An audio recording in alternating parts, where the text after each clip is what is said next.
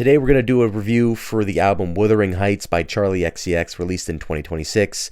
For reference, this is written by someone who hasn't seen the movie yet, just knows it as this kind of lusty period piece movie that was a play at one point. And this is also technically Charli's response to her critically acclaimed and widely popular Brat album and just cultural phenomenon that followed. Since this is a soundtrack for the film with the same name, I'm not fully sure if she intended for this to be a proper follow-up, but it sounds at home with a lot of her other music. I'm also very glad she sort of changed up the sound away from her Brat sound, even if that was coincidental with the themes and setting of the movie. It's much more intimate while still has an older twist on an electronic sound she's known for, with these distorted string stabs and a more orchestral feel behind her auto-tune vocals.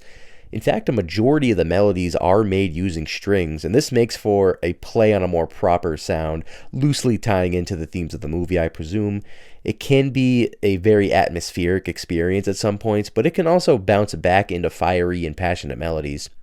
There are some songs that are less interesting or memorable for me, and I do enjoy it less than I did with Brat, but I'm glad she isn't pigeonholed into the sound, and this served as a solid transition out of that phase for me too.